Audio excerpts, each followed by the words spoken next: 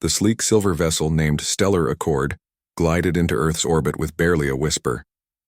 Inside, Ambassador Zephyr of the Vossarian species adjusted his breathing apparatus and reviewed his mission parameters one final time. The Galactic Confederation had tasked him with evaluating humanity for potential membership, a duty he took very seriously. Ambassador, final approach to the human landing zone, announced Navigator Elian, her translucent fingers dancing across the control panel. Atmospheric composition is within tolerance limits, but I must remind you that Earth is classified as a Class 9 death world. Zephyr's inner eyelids flickered in acknowledgement. A Class 9 designation meant the planet had extreme environmental conditions that should have prevented intelligent life from evolving. Violent weather patterns, dangerous tectonic activity, high levels of solar radiation, and an abundance of predatory species made Earth an unlikely cradle for civilization.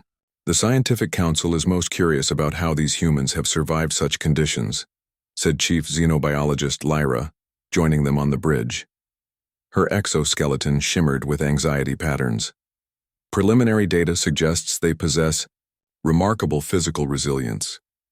The ship descended through clouds toward a designated landing area outside Denver, Colorado. A small welcoming committee awaited them on the ground. Remember, Zephyr instructed his team, maintain diplomatic protocols at all times. These humans have managed to develop spaceflight despite their harsh environment. They deserve our respect, if not our understanding. The landing was smooth. After the ship's external sensors confirmed the atmosphere was as expected, the delegation prepared to disembark. Each member activated their personal shield generators, standard procedure when visiting death worlds. The airlock hissed open, revealing the human delegation. At the front stood a female with shoulder-length brown hair and a warm smile. Beside her was a taller male with short black hair. Both wore formal blue attire with insignias that the Vossarians' translation software identified as diplomatic credentials. Ambassador Zephyr, the woman said, stepping forward and making a slight bow. I'm Ambassador Amy Porter of the United North American Coalition. On behalf of Earth, welcome to our planet. Zephyr mimicked the bowing gesture. The Galactic Confederation extends greetings through me. We are honored by your welcome. The male human stepped forward. Greg Martinez, assistant to Ambassador Porter. We've arranged transport to our diplomatic quarters where you can rest before formal talks begin tomorrow. Zephyr noticed immediately how differently the humans moved compared to Vossarians. Where his people were graceful and deliberate, humans had a solid, powerful quality to their movements. Their musculature was dense, their skin thick, and they seemed entirely comfortable in their gravity-heavy environment. The journey to the diplomatic compound passed without incident, though Security Director Krell remained on high alert, noting the many potential dangers of the Earth landscape. Even the harmless-looking plants, their database warned, could contain toxins that would be lethal to Vossarian physiology. Ambassador Porter, Zephyr said as their vehicle approached a large building, would it be possible to continue our preliminary discussions at your residence? The Confederation values understanding the home environments of potential members. Porter seemed surprised but nodded. Of course, we can stop at my home before heading to the compound. It's not far from here. The ambassador's home was a modest structure by human standards, surrounded by what Zephyr identified as cultivated vegetation. The Vossarians followed Porter inside, their environmental suits recording everything for later analysis. Please, make yourselves comfortable, Porter said, gesturing to seating in the main living area. Would you like refreshments? We've synthesized some drinks compatible with your biology. Zephyr was about to accept when a loud sound came from another room. The entire Vossarian delegation tensed as heavy footsteps approached. Security Director Krell moved protectively in front of Ambassador Zephyr. A large creature with 4 legs, covered in thick brown and black fur, bounded into the room. It had sharp teeth visible in its partially open mouth and powerful muscles that rippled as it moved. The creature headed straight for Ambassador Porter. Emergency protocols, Krell shouted, activating his enhanced shield. The other Vossarians followed suit, defensive energy fields humming to life around them. But instead of attacking, the creature stopped at Porter's side, pressing against her leg. Even more shocking, Porter reached down and placed her hand directly on the creature's head, running her fingers through its fur. "Is something wrong?" Porter asked, noticing the Vosarian's defensive posture. That organism," Zephyr managed to say, inner eyelids fluttering rapidly in distress. "It appears to be a predatory species. Should we call for security assistance?" Porter's expression changed to one of understanding, followed by what the translation software identified as amusement. "Oh, this is Max. He's my German shepherd, my pet." "Pet?" Lyra repeated, the unfamiliar word not translating properly. "A companion animal," Porter explained, still touching the creature. "He lives with me. Many humans keep animals as companions, in their homes." The Vosarians remained frozen, shields still activated. The creature, Max, tilted its head at them, then made a low sound in its throat. "He's friendly," Porter assured them. "Would you like to meet him? He's very well behaved." "You voluntarily share your living space with a predatory creature?" Zephyr asked, struggling to comprehend. Greg Martinez, who had been quiet until now, added helpfully, "Most humans do. I have 2 cats at home myself." "More predators?" Krell asked, his voice rising slightly. "Smaller ones," Martinez said with a smile, "but just as friendly." Zephyr signaled his team to lower their shields, though Krell did so reluctantly. The ambassador stepped forward, studying the creature named Max with newfound curiosity. "In all our explorations of the galaxy," he said slowly, "we have never encountered a species that willingly cohabitates with natural predators. The concept is difficult to process." Porter scratched behind Max's ears, causing the animal to close its eyes in apparent pleasure. "Humans have lived alongside domesticated animals for thousands of years. They help us in many ways, providing companionship, assisting with work, and even helping people with disabilities or emotional needs." Chief Xenobiologist Lyra cautiously approached, her scientific curiosity overcoming her fear. "May I scan this creature? Our database identifies its ancestors as pack hunters capable of bringing down large prey." "Of course," Porter agreed. "Max is domesticated, though. His ancestors were wolves, but through thousands of years of selective breeding, dogs have become perfectly adapted to human companionship." As Lyra conducted her scan, Max watched her with alert eyes but remained calm. At Porter's side, "Ambassador," Krell said quietly to Zephyr, "I believe we need to reassess our understanding of human psychology, a species that forms bonds with predators rather than fearing them. This changes everything we thought we knew." Zephyr nodded slowly. "Agreed. I request an immediate recess to consult with the Confederation Council. This revelation may significantly impact our diplomatic approach." Porter seemed concerned. "Have we done something wrong?" "Not at all," Zephyr assured her. "You have merely shown us something we never expected to find. Humans are far more fascinating than we anticipated." As the Vosarian delegation prepared to return to their ship, Max barked once, causing them to flinch collectively. "He's just saying goodbye," Porter explained with a smile. Zephyr, despite his lingering unease, found himself oddly intrigued by this strange human custom. Perhaps there was much more to learn about these Deathworld inhabitants than anyone in the Confederation had imagined. 2 weeks had passed since the first meeting with the humans. The Galactic Confederation had established a temporary embassy in a secluded area outside Denver. Ambassador Zephyr had filed multiple reports about the humans' unusual relationship, with predatory creatures causing great concern among the Confederation Council. Chief Xenobiologist Lyra had barely slept, analyzing the data collected about the creature called Max, and researching other Earth animals that humans kept as pets. Security Director Krell had doubled the protection detail around the embassy and insisted on enhanced shield generators for all diplomatic personnel. "The Council wishes us to continue diplomatic relations despite these concerning discoveries," Ambassador Zephyr told his team during their morning briefing. "They believe humans could still be valuable allies, provided we better understand their psychology." "Their psychology is precisely what worries me," Krell muttered, checking his personal shield for the 3rd time that morning. Any species that welcomes predators into their homes must have unusual thought patterns. A human liaison officer named Frank Wilson had been assigned to help the Vosarians understand Earth culture. He arrived at the embassy precisely at the scheduled time, his friendly demeanor putting most of the aliens at ease, except for Krell, who trusted no one on this death world. "Ambassador Zephyr," Frank said with a slight bow, "I was thinking we might benefit from a more informal meeting. In human culture, we often build relationships through social gatherings. What kind of social gathering do you propose?" Zephyr asked, inner eyelids blinking with interest. "A barbecue at my home," Frank replied. "It's a traditional Earth custom where people cook food outdoors and socialize in a relaxed setting." Lyra leaned toward Zephyr. "This could provide valuable insight into human domestic environments," she whispered. "Perhaps we can better understand their relationship with these pets." Krell looked alarmed but said nothing.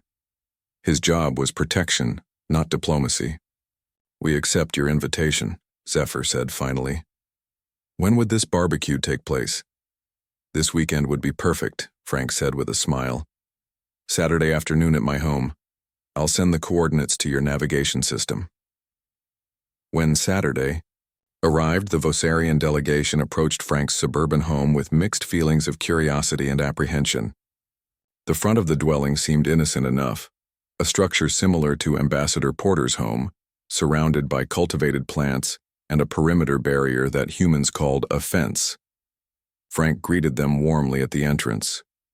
"Welcome to my humble abode. Please come in and make yourselves comfortable." The interior was filled with the typical human furnishings they had come to recognize. So far, nothing seemed out of the ordinary, and Krell began to relax slightly. "Would you like a tour before we head to the backyard for the barbecue?" Frank offered. "Yes, that would be most educational," Zephyr replied.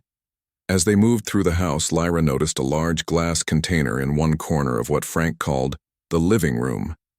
Inside was a long, scaled creature coiled around a branch.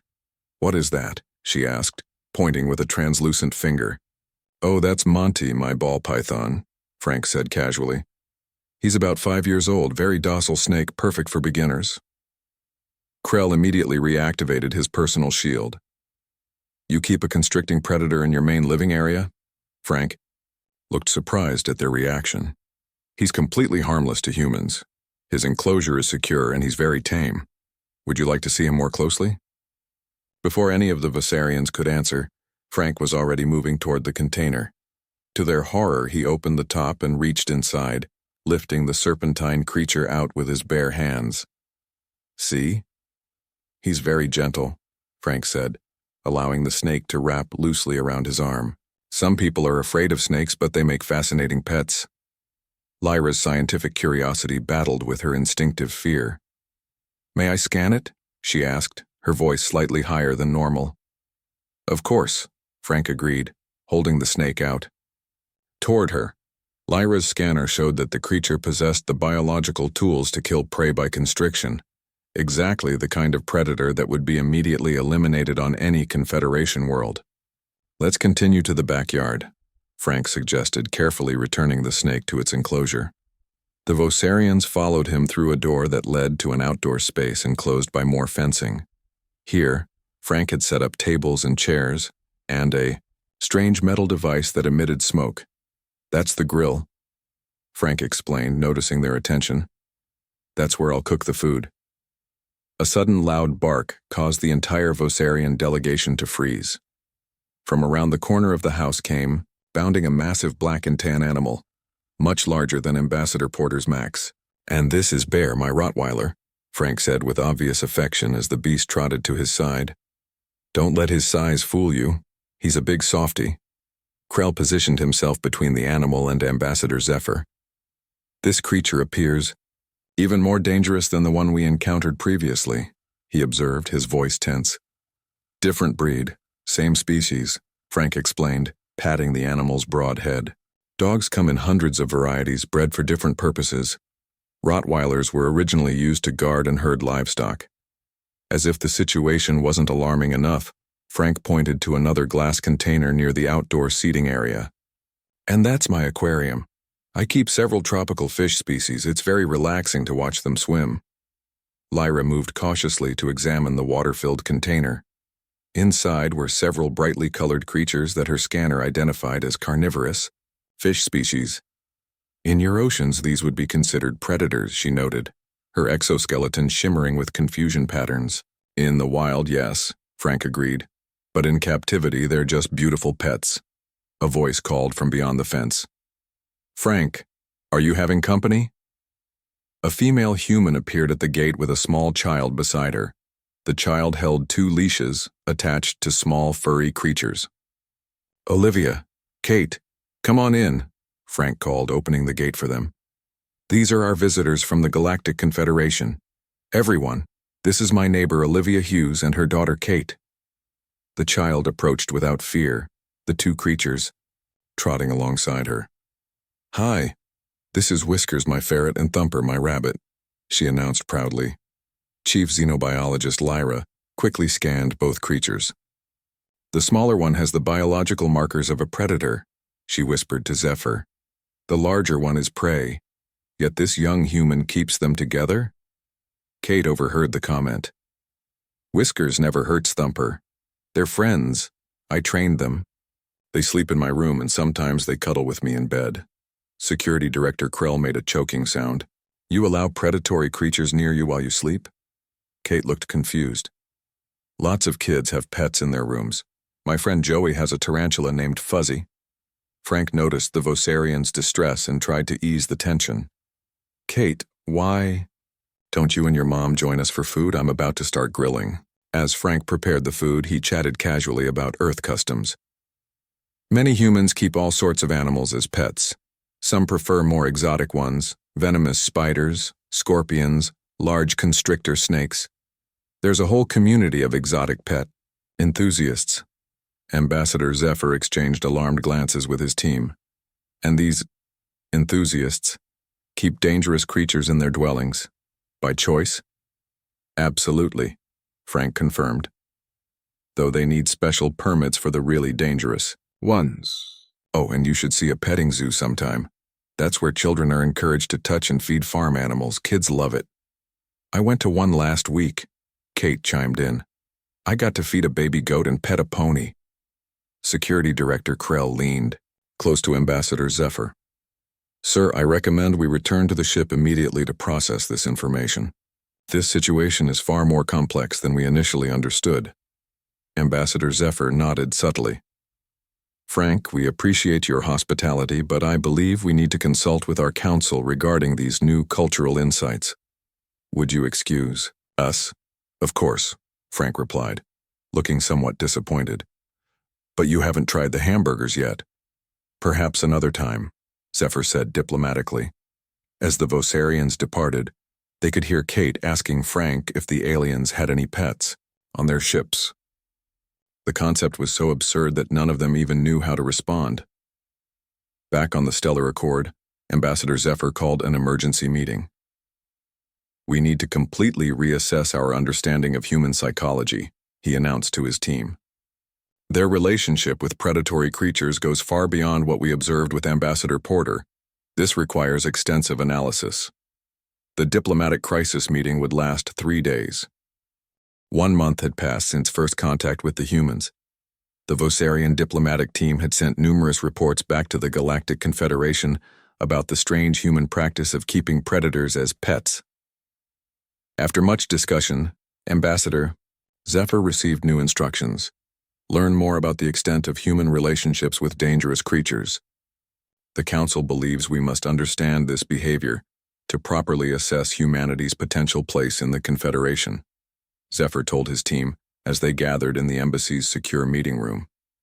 They have suggested we visit a location called a zoo where humans apparently collect many species in one place. Security Director Krell looked deeply unhappy. I've researched this zoo concept. It's worse than we thought. Humans gather the most dangerous predators from across their planet and display them for entertainment. Chief xenobiologist Lyra's exoskeleton rippled with excitement patterns despite the concerning information. Think of the research opportunity. We can observe many Earth species at once. We will proceed with caution, Ambassador Zephyr decided. Security protocols will be at maximum level. Everyone must wear enhanced shields and carry emergency teleportation devices. The next day, the Vosarian delegation arrived at the San Diego Zoo. Their human guides were waiting at the entrance. A female named Dr. Samantha Carter, who was introduced as a zoologist, and a male named Paul Johnson, the zoo director. "We're honored to show you our facility," Paul said, smiling warmly. "The San Diego Zoo is one of the most respected conservation organizations on Earth." "Conservation?" Zephyr repeated, inner eyelids blinking in confusion. "Yes," Samantha explained. "We work to protect endangered species, breed animals at risk of extinction, and educate the public about wildlife preservation." The Vosarians exchanged puzzled glances. The idea that humans would actively work to prevent dangerous species from going extinct was difficult to comprehend. "Shall we begin the tour?" Paul suggested, gesturing toward the entrance. As they walked through the gates, the Vosarians noticed hundreds of human families moving casually through the grounds. Children ran excitedly from one exhibit to another, pressed against barriers and pointed at the animals inside. Their first stop was at a large enclosure containing several massive feline predators. Lyra's scanner identified them as lions, apex predators capable of killing creatures much larger than themselves. "These are our African lions," Samantha explained proudly. "The male, Leo, weighs about 420 pounds. He could take down a buffalo in the wild." A small human child standing nearby pressed her face against the viewing glass and shouted, "Kitty! Big kitty!" Krell moved protectively closer to Ambassador Zephyr. "The barrier between these predators and the humans seems inadequate," he observed, quietly. Paul overheard the comment. "I assure you, all our enclosures exceed safety requirements. The viewing glass is several inches thick and designed to withstand tremendous force." They moved to the next area, which contained even larger predators. "These are our tigers," Samantha explained. "The largest, Raja, weighs nearly 500 pounds. A group of human children had gathered at the viewing area, making excited noises to attract the tiger's attention. When the massive creature approached the glass, the children squealed with delight rather than running in fear. "The children show no fear," Zephyr noted with amazement. "They seem to be attempting to attract the predator's attention." "Kids love the big cats," Paul said with a smile. "Tigers are actually endangered in the wild. We participate in breeding programs to help preserve the species." The tour continued to an area labeled Bear Country. Here, enormous omnivorous predators roamed in a habitat designed to resemble their natural environment. Some of the bears stood on hind legs, reaching heights that towered over even the tallest humans. "Those are grizzly bears," Samantha explained. "They have claws that can disembowel a deer with one swipe and jaw strength that can crush a bowling ball." A human father lifted his small child onto his shoulders for a better view. "Look at the big bear, honey. Isn't he beautiful?" Chief Xenobiologist. Lyra's scanner was working overtime. "According to our database, these creatures are among the most dangerous land predators on Earth. Yet the humans describe them as beautiful and willingly expose their offspring to them." The next stop was even more disturbing to the Vosarians. They entered a building with controlled temperature and lighting. Inside were glass enclosures containing various scaled creatures. "Welcome to the reptile house," Paul announced. "We have one of the largest collections of snakes, lizards, and other reptiles in the world." The Vosarians watched in horror as human families pressed their faces against thin glass separating them from creatures that could easily kill them. "This is our king cobra exhibit," Samantha said, pointing to a container housing a large snake. "Their venom can kill an elephant. One bite contains enough neurotoxin to kill 20 humans." A young boy tapped on the glass, trying to make the snake move. His mother gently pulled his hand away, not out of fear, but saying, "We don't tap the glass. Sweetie, it stresses the animals." "They are concerned about the predator's stress levels?" Krell asked incredulously. "Of course," Samantha replied. "Animal welfare is our top priority." The tour continued through exhibits containing crocodiles, Komodo dragons, and various venomous creatures. At each stop, the Vosarians observed humans showing admiration and even affection for animals that would be considered extreme threats on any Confederation world. "And now," Paul said with particular enthusiasm. We have a special treat. One of our zookeepers is doing a wolf interaction demonstration today. They followed their guides to an outdoor area where a small crowd had gathered. Inside a fenced enclosure, a human male stood surrounded by 4 large canines similar to Ambassador Porter's Max, but wilder in appearance. This is Ryan Murphy, our wolf specialist, Samantha explained. These wolves have been socialized with humans since birth. Ryan works with them daily. The Vossarians watched in disbelief as Ryan sat on the ground, allowing the wolves to approach him. The predator circled the human, then one by one began to lick his face and hands.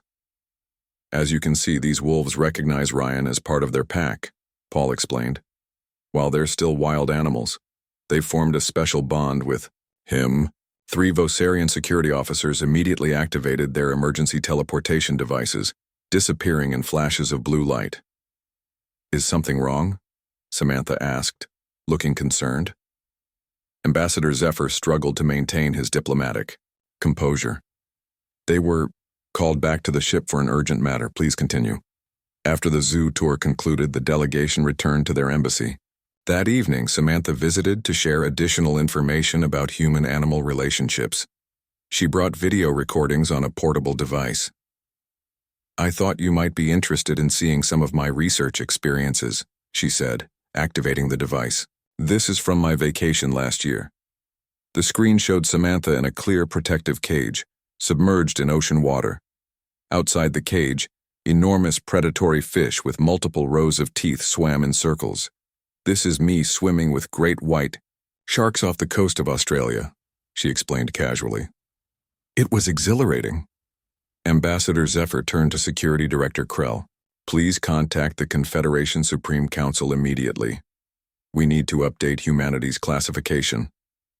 Later that night, after Samantha had left, Zephyr sent an urgent message to the Council.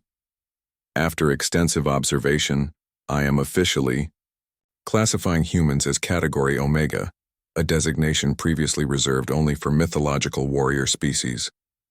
These beings not only survive alongside apex predators, but actively protect, admire, and form emotional bonds with them. Further study is essential, but proceed with extreme caution. The response from the Council was swift. Classification accepted. High Counselor Thorne will arrive within 3 planetary rotations to personally assess the situation. 4 months had passed since the Vossarians first arrived on Earth. The diplomatic mission had taken an unexpected turn, focusing almost entirely on understanding humanity's relationship with dangerous creatures. The Galactic Confederation had grown increasingly concerned about these findings. High Counselor Thorne arrived on Earth aboard the flagship Celestial Authority, a vessel 3 times larger than Ambassador Zephyr's diplomatic ship. As the most senior Confederation official to ever visit a Class 9 death world, his presence underscored the seriousness of the situation. High Counselor, Ambassador Zephyr greeted with a formal bow as Thorne descended from his ship. We are honored by your presence. Thorne's 6-fingered hands completed the traditional greeting gesture. The Supreme Council found your reports most disturbing, Ambassador. I must see for myself if humans truly pose a threat to galactic stability. Security Director Krell had arranged unprecedented protection for the High Counselor, including a personal shield generator with triple redundancy and a squad of elite guards. Our hosts have invited us to a special event tonight, Zephyr explained as they traveled to the embassy. It is called a fundraising gala for something called the Predator Preservation Society. Thorne's inner eyelids blinked rapidly. They have an organization dedicated to preserving predators? Yes, Chief Xenobiologist Lyra confirmed. Humans actively work to prevent dangerous species from becoming extinct. The concept is difficult to comprehend from our perspective. That evening, the Confederation delegation arrived at a large estate in Montana. The building was surrounded by wilderness, with mountains visible in the distance. A human female greeted them at the entrance. Ambassador Zephyr, welcome, she said warmly. I'm Susan Brown, president of the Predator Preservation Society. We're so honored that you and High Counselor Thorne could attend our annual gala. The interior of the building was decorated with large images of Earth's most dangerous predators. Humans in formal attire mingled, holding drinks and engaging in conversation. Some wore jewelry that appeared to be fashioned after animal teeth or claws. "Please allow me to introduce you to some of our members," Susan said, guiding them through the crowd. They approached a group of humans engaged in what appeared to be a heated discussion. "The wolf reintroduction program in Yellowstone has been our greatest success," a male human was saying passionately. "The ecosystem has completely recovered since their return." "Yes, but the Florida panther program is still struggling," another human countered. "We need more breeding pairs to ensure genetic diversity," Susan interrupted gently. "Everyone, these are our visitors from the Galactic Confederation. They're interested in learning about our conservation efforts." The humans greeted the aliens enthusiastically. One of them, a female with gray hair, addressed High Counselor Thorne directly. "What kind of predator conservation programs exist in your part of the galaxy?" she asked. Thorne seemed momentarily unable to respond.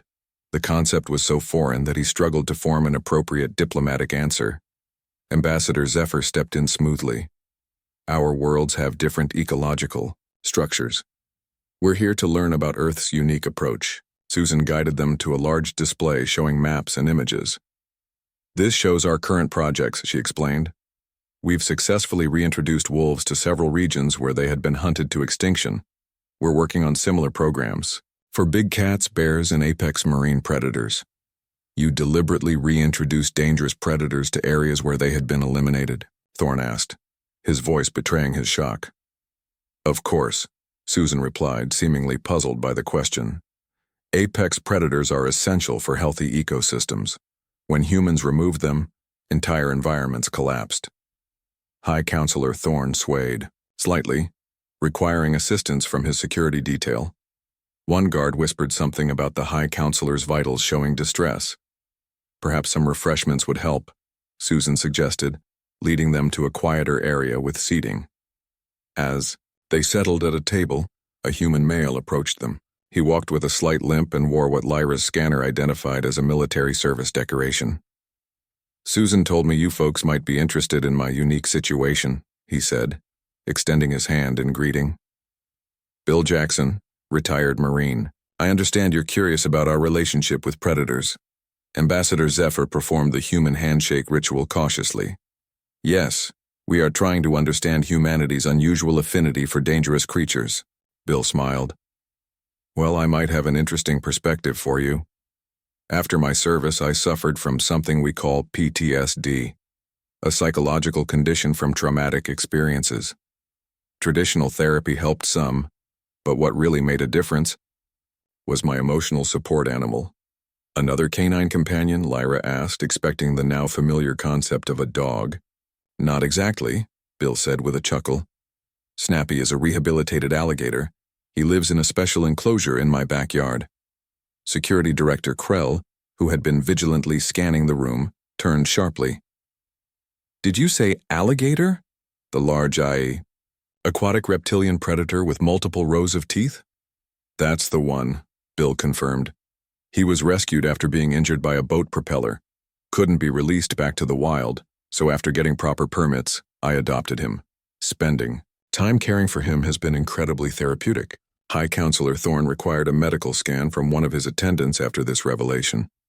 While the High Counselor recovered, Susan showed the delegation a visual presentation on a large screen.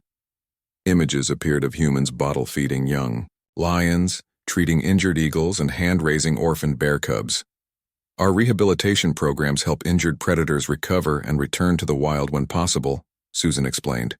"For those that can't be released, we provide sanctuary and use them for educational programs." A video played showing small human children petting a young tiger under careful supervision. The children showed no fear, only gentle curiosity and delight. "You allow your young to make physical contact with predators?" Ambassador Zephyr asked, unable to hide his alarm. "Under proper supervision, yes," Susan replied. "We believe it's important for children to develop respect and understanding for these animals from an early age." Later, as the event continued, High Counselor Thorne requested a private conversation with Susan, They moved to a quiet corner of the room. "I must understand," Thorn said, his voice low. "Why do humans form these bonds with creatures that could harm them? On our world, such predators would be systematically eliminated for safety." Susan considered the question carefully. "Predators have shaped human evolution in profound ways. For millions of years, we shared the earth with creatures that could hunt us. They feature prominently in our earliest art, our religions, our cultural mythologies." She showed Thorn a small image on her personal device. "This is my house cat, Mittens. Domesticated, yes, but still a predator by nature. When she curls up on my lap and purrs, there's a connection that goes beyond logic. Many humans find comfort in the presence of creatures that other species might fear." High Counselor Thorn studied the image of the small feline. "Do you believe this relationship with predators has influenced human psychology?" "Absolutely," Susan nodded. "We admire their strength, their grace, their independence. In many ways, we see qualities in them that we aspire to ourselves. By protecting them, we're also preserving something fundamental about our own nature and our place in the world." When the delegation returned to their ships that evening, High Counselor Thorn gathered them for a serious discussion. "In all my centuries of diplomatic service," he said, "I have never encountered a species like humans. They not only tolerate deadly creatures but actively protect them, rehabilitate them, and form emotional bonds with them." He turned to Lyra. "Chief Xenobiologist, what is your assessment?" "Humans appear to possess an unprecedented psychological trait," she replied, her exoskeleton shimmering with excitement patterns. "They form emotional bonds with potentially lethal organisms as a way to understand and respect nature's power.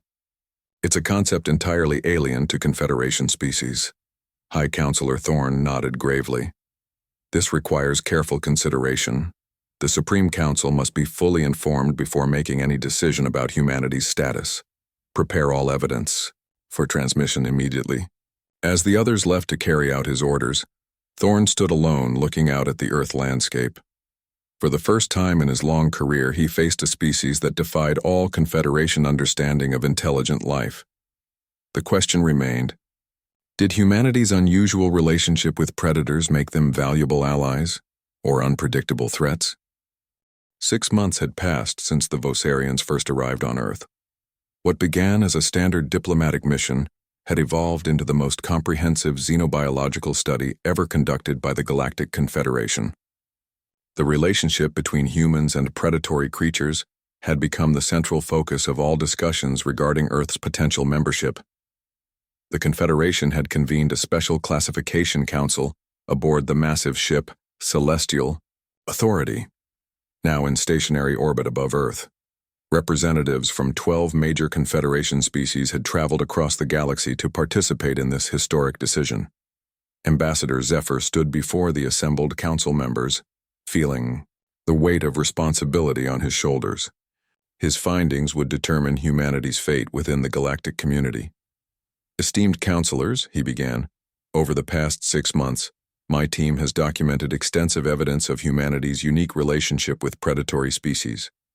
The evidence is both overwhelming and unprecedented." The chamber's large display screen activated, showing footage collected during the mission. The first images showed Ambassador Porter with her German Shepherd, Max. "Humans not only tolerate predators in their environment," Zephyr explained. "They actively seek their companionship. They invite these creatures into their homes, provide them with food and shelter, and form deep emotional bonds with them." The footage continued, showing Frank's snake, the zoo exhibits, and the wolf interaction demonstration. Several council members visibly recoiled when Ryan Murphy allowed the wolves to lick his face. "As you can see," Zephyr continued, "humans have domesticated numerous predatory species. They selectively breed them for specific traits including appearance, behavior, and compatibility with human lifestyles." The next footage showed a human event called a dog show, where humans judged predators on their appearance and obedience. This was followed by scenes from a cat cafe, where humans paid money to be surrounded by small carnivores while consuming beverages. Humans train birds of prey to hunt alongside them, Zephyr noted as the screen displayed a falconry demonstration. They have ceremonies celebrating the bonding of humans and predators. The final footage showed a human child's birthday party featuring a petting zoo with creatures that would be considered bioweapons on most Confederation worlds. High Counselor Thorn rose from his seat. The Council is particularly disturbed by this next recording. Please explain its significance, Ambassador. The screen showed a human family gathered around a small container.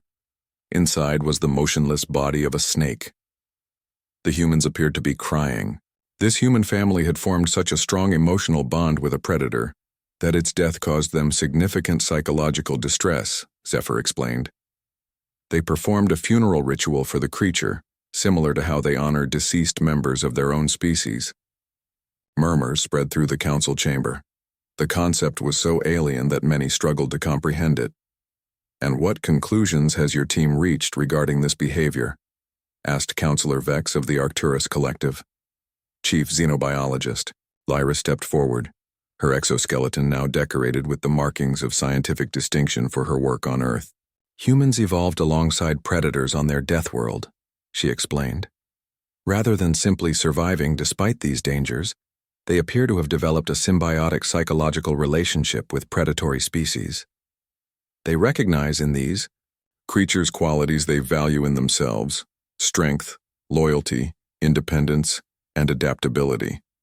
Security Director Krell, who had maintained his suspicious nature throughout the mission, added his perspective. From a security standpoint, this trait makes humans unpredictable. They do not fear what other species would consider obvious threats. However, this same trait gives them remarkable courage and resilience. The council chamber fell silent as the members considered these insights. The fate of humanity's relationship with the Confederation hung in the balance. The silence was broken by an unexpected sound. The doors to the chamber sliding open. Ambassador Porter entered, accompanied by a human assistant and, to everyone's shock, a large golden-furred canine. "Forgive the interruption," Porter said, addressing the council. "I was informed of this special session and thought it might be valuable for you to meet Buddy, my therapy dog." Security personnel immediately moved to intervene, but High Counselor Thorn raised his hand to stop them. "What is a therapy dog?" he asked. "Buddy is trained to provide emotional support and comfort," Porter explained, as the dog sat calmly at her side. "Many humans work with therapy animals to help people in hospitals, nursing homes, schools, and disaster areas. They can reduce stress and anxiety just by their presence." The council members watched with a mixture of fascination and horror as the golden-furred creature remained perfectly still, its gentle eyes surveying the room. "Would any of you like to meet him?" Porter asked. "He's very gentle and well-trained." The council chamber erupted in whispered discussions. Most members recoiled at the suggestion, but to everyone's surprise, High Counselor Thorn slowly rose from his seat. "As the representative of the Supreme Council," he said, his voice carrying throughout the chamber, "it is my duty to experience this human custom firsthand." With great caution, Thorn approached the dog. Porter showed him how to extend his hand palm down for the dog to sniff. Buddy sniffed Thorn's six-fingered hand, then sat down looking up at the alien with calm eyes. "You may touch his fur if you wish," Porter suggested. Most humans find it soothing. With visible hesitation, Thorn placed his hand on the dog's head. The fur was soft and warm. Buddy remained perfectly still, accepting the touch. A strange expression crossed Thorn's alien features, something that might have been wonder. "Remarkable," he whispered, more to himself than to the others. The moment was brief, but profound. When Thorn returned to his seat, the atmosphere in the council chamber had subtly changed. After several hours of further deliberation, the Galactic Confederation reached its decision. High Counselor Thorn delivered the verdict personally. "The Confederation hereby creates a new classification for humanity," he announced formally. "Humans shall be designated as predator symbionts, a species capable of forming symbiotic relationships with organisms that other intelligent species recognize only as threats." He continued, "Due to this unique trait, humans are granted special status within the galactic community. They will serve as intermediaries between the Confederation and the biospheres of dangerous worlds. Their perspective may provide insights no other species can offer. The classification ceremony took place the following day, with representatives from both Earth and the Confederation in attendance. As the formal proceedings concluded, Ambassador Zephyr found a moment to speak privately with Ambassador Porter. "I must confess something," he said, his inner eyelids blinking in what Porter had learned was a sign of emotional vulnerability among Vossarians. "I have become somewhat fond of your companion, buddy." Porter smiled. "That's how it starts," she said knowingly. "Tomorrow you'll be asking if you can feed him treats." Zephyr made a sound that Porter's translator identified as laughter, the first time any human had heard a Vossarian express such an emotion. "Perhaps," he admitted. "This relationship your species has with other creatures, it has changed my understanding of what intelligence truly means. It is not merely about dominating one's environment, but connecting with it." As they watched humans and aliens mingling cautiously at the ceremony, Porter nodded. "That's what we've been trying to tell you all along. On Earth, the most successful species aren't always the ones with the sharpest teeth or the strongest armor. Sometimes they're the ones who learn to make friends." Buddy, sensing the significance of the moment, pressed his warm body against Zephyr's legs. After only a moment's hesitation, the ambassador reached down and gently patted the dog's head. The first interspecies friendship had begun, bridged by a creature that one civilization called a predator and another called a friend.